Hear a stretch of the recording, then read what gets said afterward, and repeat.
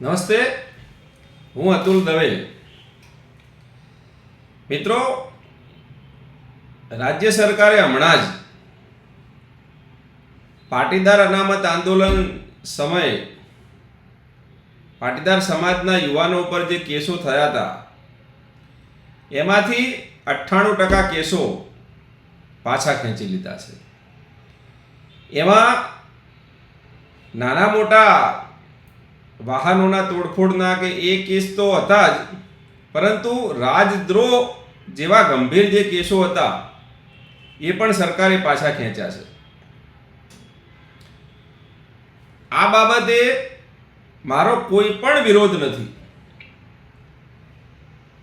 રાજ્ય સરકારે જે કોઈ પાટીદાર યુવાનોના કેસો પાછા ખેંચ્યા છે એ બહુ સારું કર્યું છે અને એ બાબતે હું સરકારને ખૂબ ખૂબ અભિનંદન આપું છું.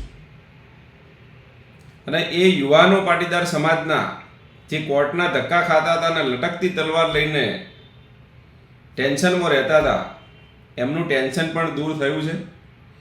પણ વાત હવે એ છે કે ગુજરાતની અંદર આવા તો અનેક આંદોલનો થયા હતા.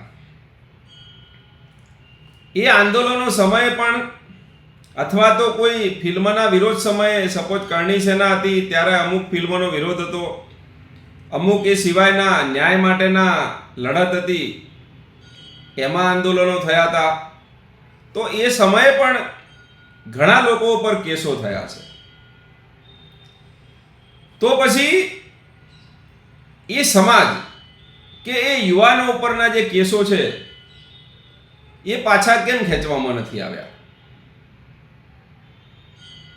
હમણાં તાજેતરમાં જ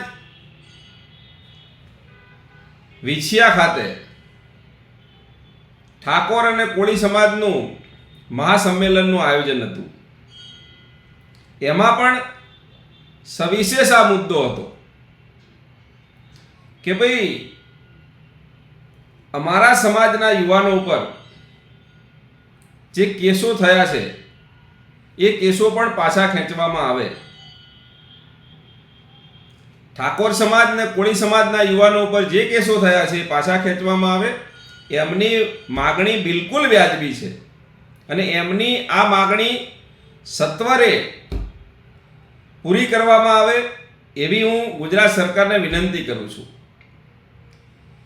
કેમ કે જો રાજદ્રોહના કેસો પાછા ખેંચી શકાતા હોય તો આ તો એક સામાન્ય કેસો છે. કોઈ આંદોલન કરતું હોય, કોઈ પોતાના અધિકાર માટે લડતું હોય, એની ઉપર જે નાના મોટા કેસ થયા હોય તો એ પાછા ખેંચવામાં સરકારને કોઈ તકલીફ હોવી જોઈએ નહીં.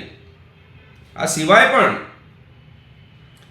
ઘણીવાર નાની મોટી કંઈક દબાણ હટાવવાની કામગીરી હોય છે ત્યારે પણ કોઈ ઘર્ષણ થતું હોય છે, ત્યારે પણ કોઈ કેસો થયા હોય છે, તો એ કેસો પણ પાછા ખેંચવા જોઈએ.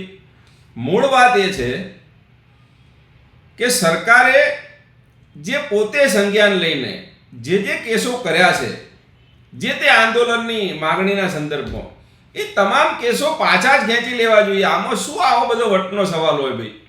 આજે પાટીદાર સમાજનું આંદોલનને 5-7 વર્ષ થયા, 5-7 વર્ષ સુધી યુવાનો હેરાન થયા, કોર્ટના ધક્કા ખાધા. હવે તમે એના કેસો પાછા ખેંચ્યા. મારે એના રાજકીય ગણિતમાં નથી પડવું, બાકી બધાને ખબર છે. એ વિષયમાં આપણી વાત એટલી છે કે ભાઈ જે તે સમયે જે કેસ થયા હતા પાછા ખેંચાય, સારી વસ્તુ છે. તો મારી ગુજરાત સરકારને નમ્ર વિનંતી છે કે આવા જે કોઈ કેસો છે કે જેમાં કોઈ રેલીના સ્વરૂપે કોઈ આંદોલન થયું હોય કે કોઈના વ્યક્તિગત ન્યાય માગવા માટેની કોઈ યાત્રા નીકળી હોય કે કોઈ સનાતન ધર્મ વિરોધી કોઈ પિક્ચર હોય ને એના વિરોધમાં કોઈ આંદોલન થયું હોય કે પછી પોતાના હક અધિકાર માટે કોઈ લડતું હોય, કોઈ યુવાન લડતો હોય, કોઈ સમૂહ લડતો હોય, તો એવા લોકો ઉપર પણ જે કેસો થયા છે એ તમામ કેસો સરકારે તાત્કાલિક પાછા ખેંચવા જોઈએ એવું મારું સ્પષ્ટ માનવું છે. ઠાકોર ને કોળી સમાજે જે વિછિયાના સંમેલનમાં માગણી કરી છે એ એકદમ યોગ્ય છે અને સરકાર આ બાબતે તાત્કાલિક નિર્ણય લે એવો હું આગ્રહ રાખું છું. અને આ બાબતે હું લેખિતમાં પણ સરકાર સમક્ષ માગણી મૂકીશ કે ભાઈ આવા બધા કેસો કરી અને તમે યુવાનોને કે સમાજના આગેવાનોને શું કરવા હેરાન કરો છો ભાઈ?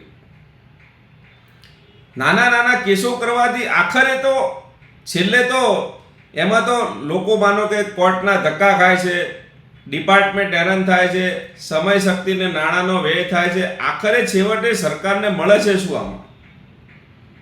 કોઈક વ્યક્તિને જે તે સમયે દબાવી દેવા માટે આવી રીતે કાયદાનો ઉપયોગ કરવો કેટલે અંશે યોગ્ય છે? શું આ દેશમાં લોકશાહી નથી?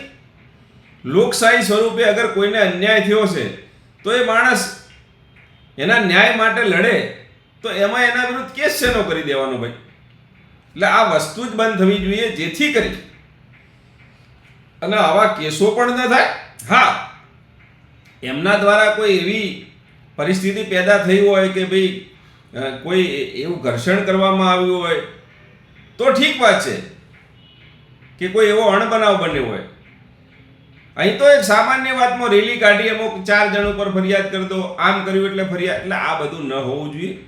મારી સરકારને સ્પષ્ટ વિનંતી છે કે જો રાજદ્રોહ જેવા કેસો સરકાર પાછા ખેંચતી હોય તો પછી સામાન્ય એના જેટલો તો મોટો કોઈ કેસ નથી ભાઈ. તો બાકીના તમામ જે સમાજો માગણી કરી રહ્યા છે એ સમાજોની માગણી પણ પૂરી કરવી જોઈએ, અને જેટલા યુવાનો કે નેતાઓ પર આવા કેસો થયા છે એ તાત્કાલિક પાછા ખેંચવા જોઈએ.